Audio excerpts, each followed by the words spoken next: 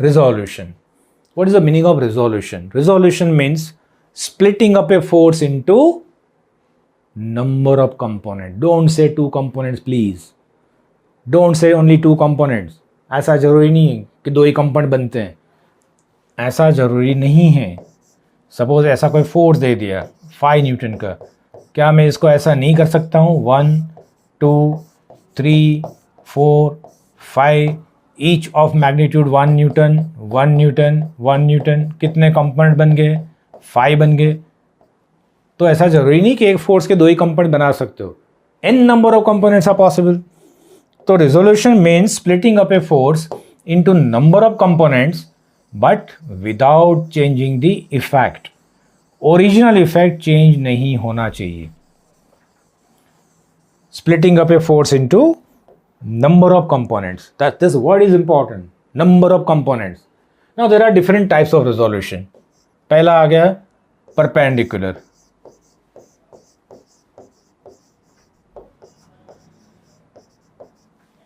Second, non-perpendicular. And third, parallel. Perpendicular resolution, non-perpendicular resolution and parallel resolution. पहले हम start करते हैं perpendicular. Perpendicular resolution means splitting up a force into 2 perpendicular directions. यहाँ आप x और y नहीं बोलोगे. Don't restrict yourself. जरूरी नहीं है कि सिर्फ x और y perpendicular होती हैं. हम इस सब्जेक्ट में 7 डायरेक्शंस पढ़ेंगे.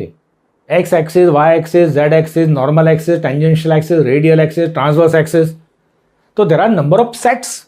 Axis may be horizontal, may be vertical, may not be horizontal, vertical. तो परपेंडिकुलर कंपोनेंट्स की जब हम बात करेंगे तो हम बोलेंगे splitting up a force into 2 perpendicular components. That's it. 2 perpendicular component, 2 orthogonal components. इसको ऑर्थोगोनल भी बोलते हैं.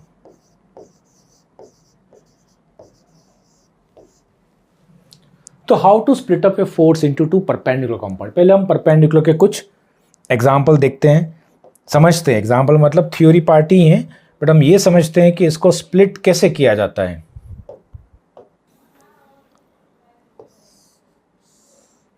मैं यहाँ पे कुछ एग्जाम्पल ड्रॉ करके रख रहा हूँ और फिर एक साथ सबका रेजोल्यूशन देखेंगे.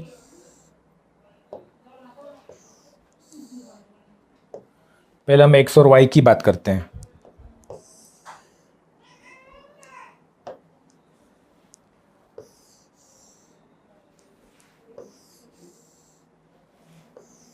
देखिए ये सबसे इंपॉर्टेंट प्रोसीजर है. I will take some time in this.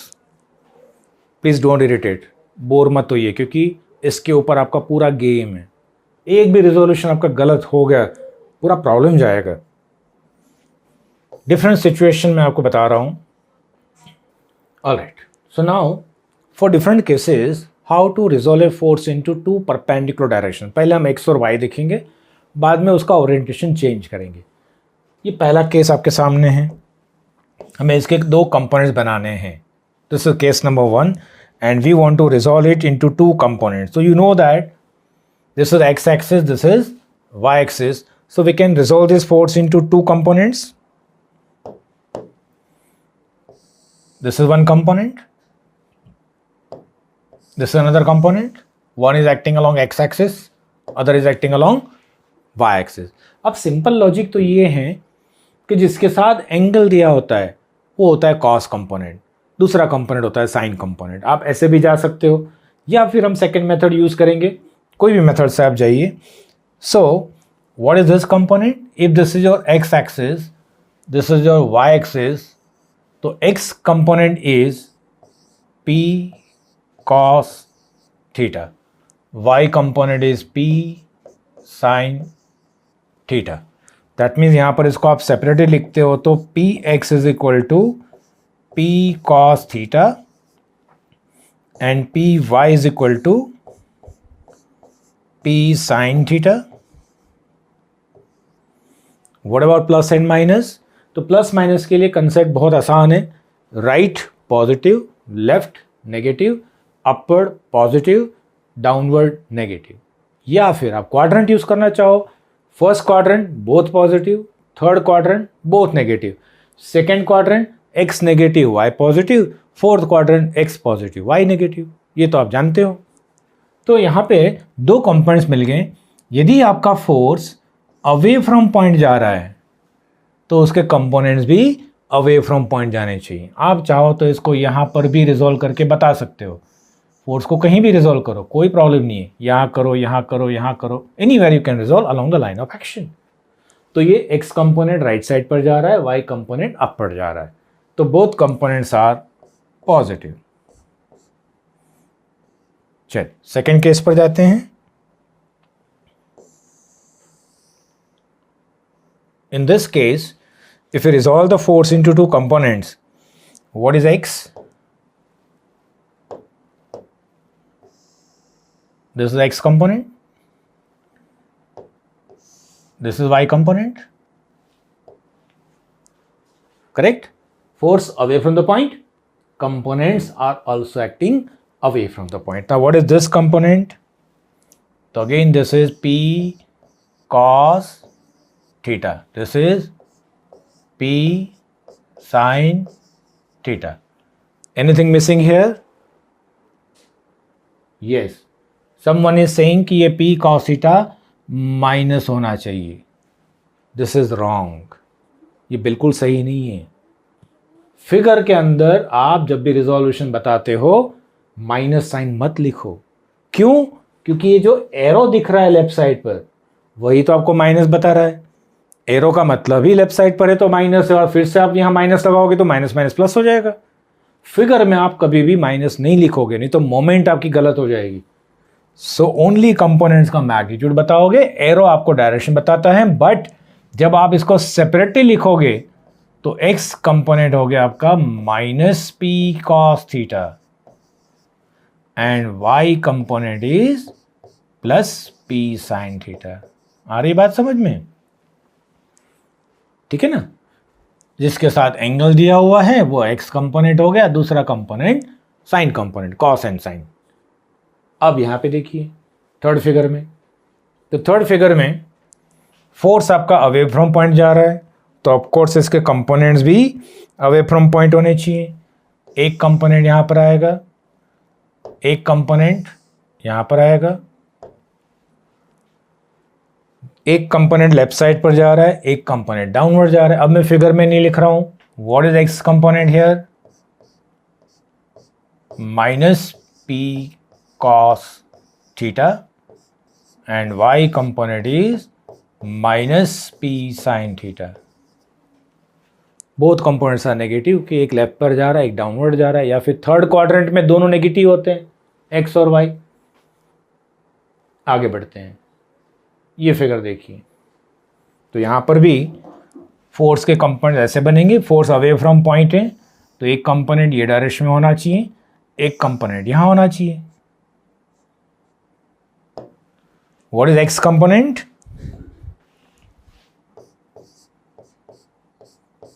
P cos theta and what is y component? Minus P sin theta.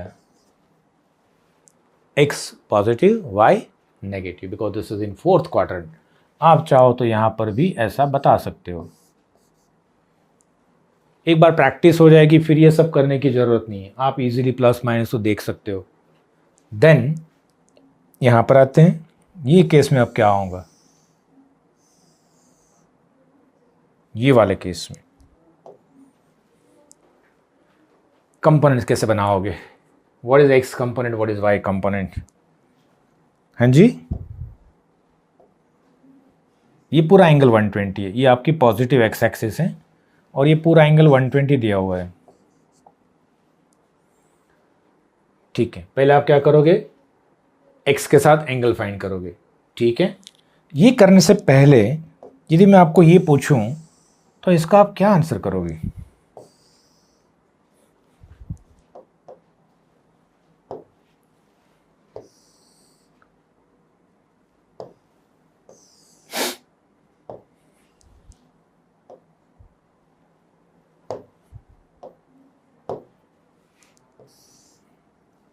ऐसा एक फोर्स दिया हुआ है P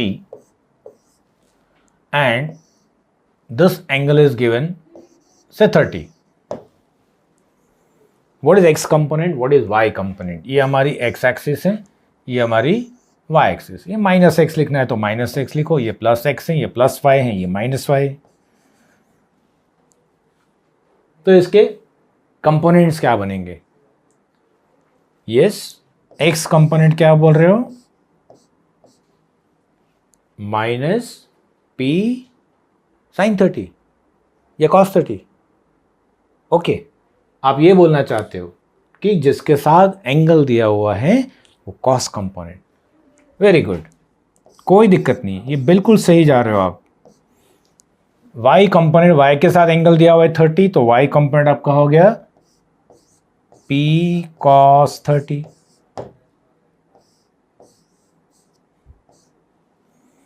और ये कंपोनेंट हो गया आपका माइनस p साइन 30.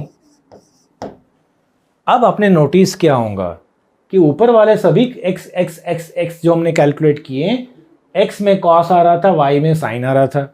अब यहाँ x में साइन आ रहा है, y में cos आ रहा है, and that we don't want. गलत है ऐसा मैं नहीं बोल रहा हूं कि ये गलत है, ऐसा ये बिल्कुल सही है. But calculation point of view, जब कोई सिस्टम दिया होगा और आप सबका x x x कंपोनेंट निकाल के उसको सम करना चाहते हो और आपने साइन कॉस का कुछ कॉम्बिनेशन कर दिया, तो न तो आप कॉमन ले सकते हो, न तो आप कैंसिल कर पाओगे, दिक्कत आएगी. तो हम क्या करेंगे, x कभी भी कॉस लिखेंगे, y कभी भी साइन लिखेंगे, and always measure angle with x axis. बहुत सिंपल फंडा है, जिससे बेनिफिट क्या होगा आपको पता है? सभी x में आपको cos cos cos cos cos cos cos ही दिखेगा, सभी y में आपको sine sine sine sine sine ही दिखेगा. तो आपको कुछ कॉमन लेना हो, कुछ कैंसिल करना हो, बहुत इजीली आंसर्स मिल जाते हैं. तो हम एंगल किसके साथ लेंगे? We always measure angle with x axis. तो ये एंगल कितना हो गया? 60 हो गया. तो इसका x कंपोनेंट क्या लिखेंगे? Minus p cos 60. देखो cos 60 और sin 30 की वैल्यू तो सेम है, रिजल्ट सेम ही आने वाला है. बट कन्वीनियंट क्या हो गया कि x के अंदर cos दिखने लगा, y के अंदर sin दिखने लगा. तो हमारा काम हो गया आसान. कंसेप्ट क्या याद रखोगे? x एक्सिस के साथ, x कंपोनेंट के साथ cos लिखोगे, y कंपोनेंट के साथ sin लिखोगे, और एंगल हमेशा आप x के साथ देखोगे, तो कोई प्रॉब्लम नहीं आएगी. ऑल राइट, अब आते हैं इस केस पर. इस केस में ये 120 दिया हुआ है, तो there are two methods.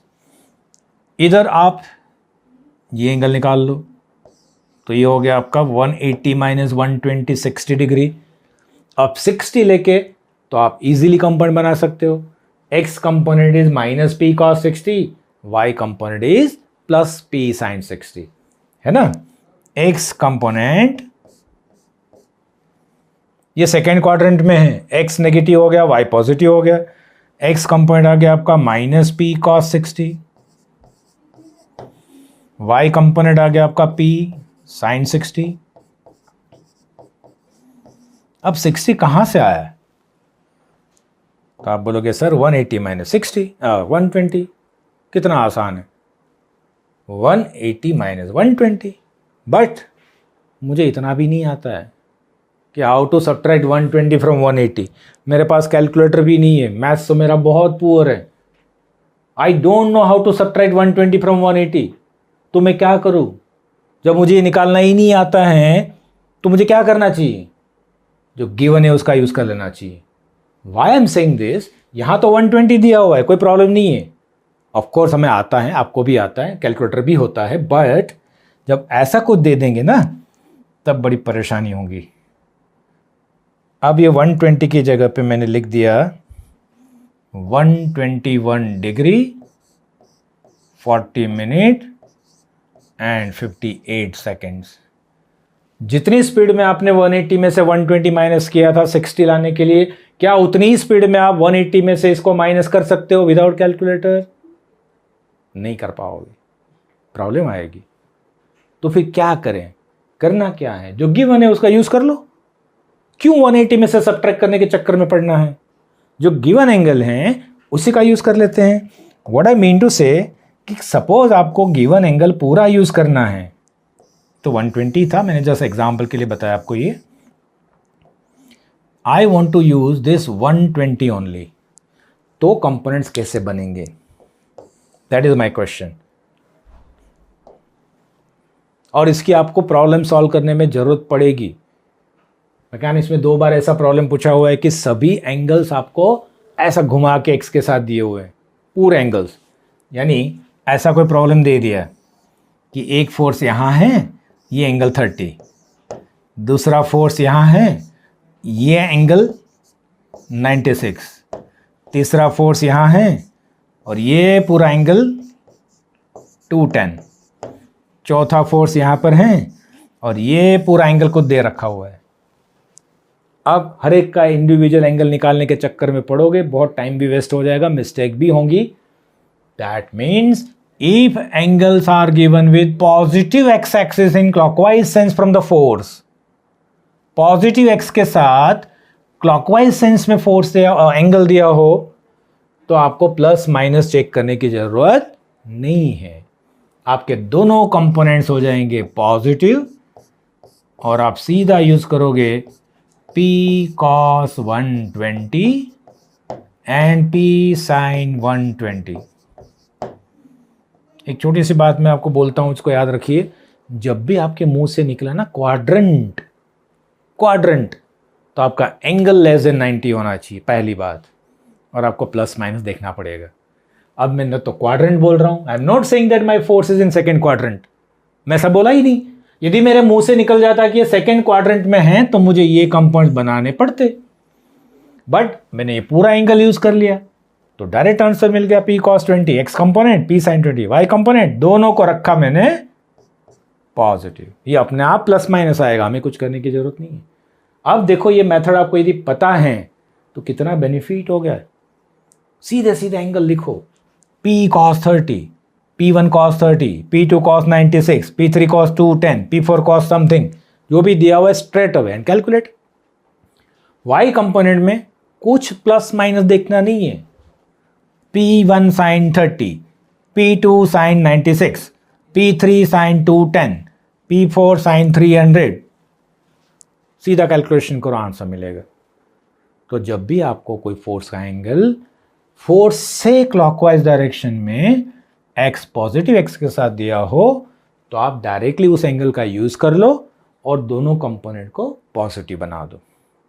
Hopefully आपको ये बात समझ में आई। इसका हम प्रॉब्लम में यूज़ करेंगे तब और क्लियर हो जाएगा। इसमें ज़्यादा कोई रॉकेट साइंस तो है नहीं।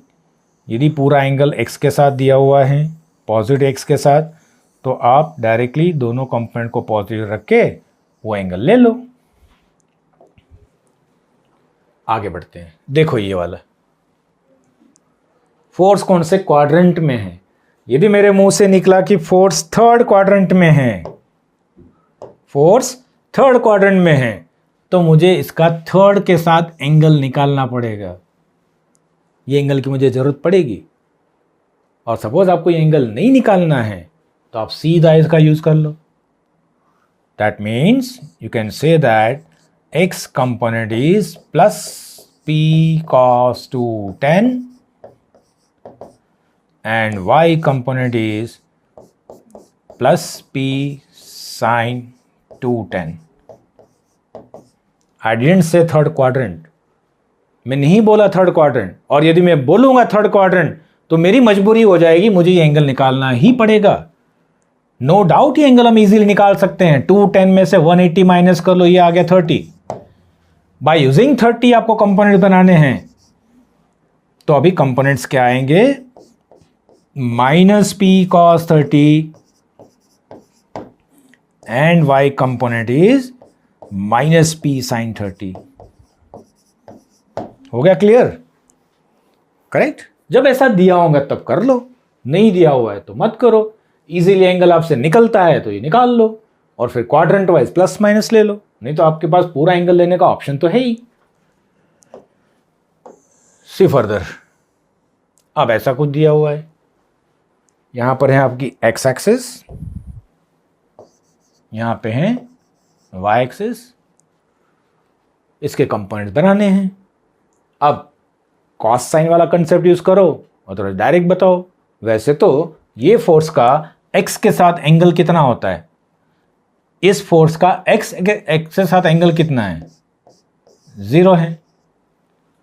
तो officially I am saying component तो ऐसे आने चाहिए, P cos 0, y कंपोनेंट आना चाहिए P sin 0, but P sin 0 की वैल्यू तो 0 हो गई, P cos 0 की वैल्यू P हो गई, cos 0 1 हो गया।